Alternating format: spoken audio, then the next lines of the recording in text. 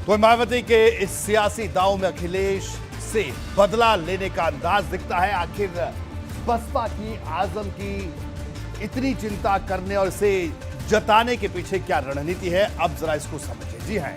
जी हाँ, बसपा का आजम दांव क्या है, जरा आप इसको देखिए। बसपा ने आजम खान को लेकर बड़ा दांव चला है। ये दांव सीधे सीधे 2024 के लोकसभा चुनाव को लेकर है। बसपा हर हाल में मुस्लिम वोटरों को सपा के पाले से खींचने में जुटी है। आजम खान सपा के सबसे बड़े मुस्लिम नेता हैं। ब्राह्मण दलित मुस्लिम समीकरण तैयार करने में बसपा जुटी है। शिवपाल यादव को लेकर सस्पेंस बरकरार है।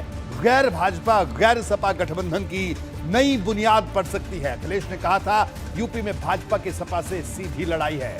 मायावती अखिलेश के दावे पर खामोश पलटवार करने में जुटी है।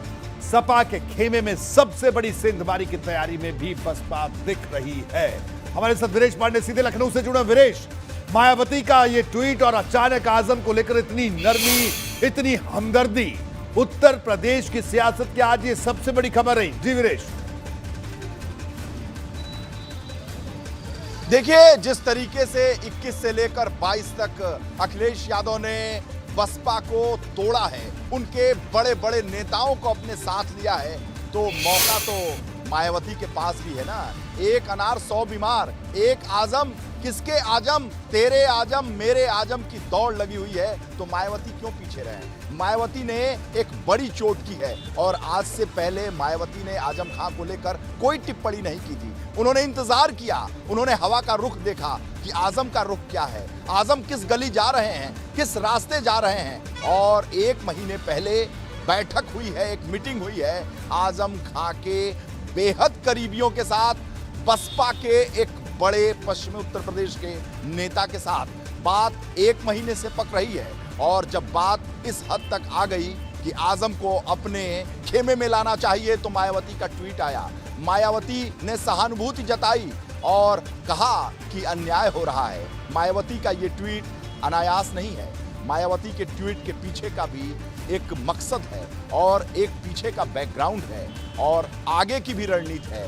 रणनीति यह है कि 1 हफ्ते के अंदर मायावती के सबसे बड़े सिपहसालार उनके दूत के तौर पर आजम खान से मिलने जेल जाएंगे, रणनीति बनाएंगे। आजम को लाना मायावती के लिए जितना जरूरी है, आजम के लिए भी बसपा में जाना उतना ही जरूरी है।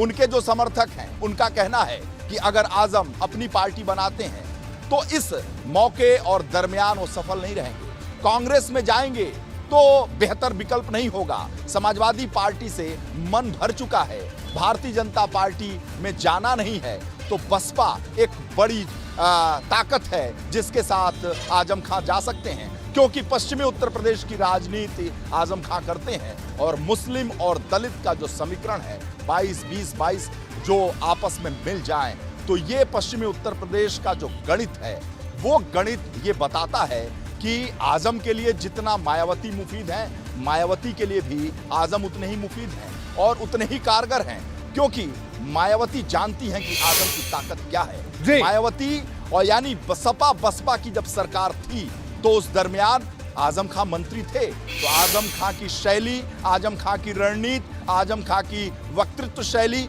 से परिचित हैं। मायावती वो जानती थी और जानती हैं कि सबसे महत्वपूर्ण सिपहसालार मुलायम सिंह यादव का जब समाजवादी पार्टी का गठन हुआ, सत्ता में लाने का जो काम हुआ, MY समीकरण, बिल्कुल MY तो का सबसे बड़ा ये नया समीकरण आजम खान जी। तो ऐसे M को तोड़ लो, Y बचा रह जाएगा। वीरेश, आज आपकी बात आजम खान के बेहद करीबी उनके पारिवारिक शख्स से भी हुई। बिल्कुल मैं नहीं चाहता आप उनका यहाँ पे नाम लें या हम उनका नाम लें, क्योंकि जाहिर सी बात हम अपने सोर्सेज को रिवील नहीं करते, लेकिन क्या बड़ी बातें आजम खान को लेकर या उनकी रणनीति को लेकर, या क्या संकेत आपको मिले, क्योंकि वो बातचीत सिर्फ और सिर्फ आपसे हुई, क्योंकि उसके बाद आजम खान से मिलने के बाद आपसे भी मुलाकात हुई उनकी। जी देखिए, जिस तरीके से एबीपी गंगा की माइक को देखकर, मुझे देखकर आजम खान रुकना चाहते थे, अपने अलहदा अंदाज के लिए पूरे देश में जाना जाता है आजम खान को, लेकिन रुक नहीं पाए। वो कैदी थे, आगे बढ़ गए और अपने लखनऊ नगर में नगर विकास मंत्री के तौर पर इसी लखनऊ नगर में वो राजा की भांति घूमते थे। एक इशारे पर रुक जाती थी, चीजें ठहर जाती थी, तेज हो जाती थी। लेकिन जो सबसे बड़ी बात आपने पूछा कि उनके एक बेहद करीबी पारिवारिक व्यक्ति से जब मेरी बात हुई, कहा मन भर गया, बहुत हो गया, इसके अपने इशारे हैं, इसका अपना नजरिया है और अपना इसके दूरगामी परिणाम है। मन भर गया, बहुत हो गया, अब नहीं रहना, अब नहीं, मन नहीं लगता। जहां मन नहीं लगता आजम खां के लोगों का, आजम खां के करीबियों का, तो ये लगता है कि अब रास्ता जिस तरीके से शिवपाल यादव ने तय कर लिया है, आजम ने भी लगभग तय कर लिया है। और वो सबसे मुफीद रास्ता, सबसे बेहतरीन रास्ता, सबसे शानदार रास्ता रणनीतिक तौर पर और आजम के करीबियों के लिहाज से वो बसपा ही है।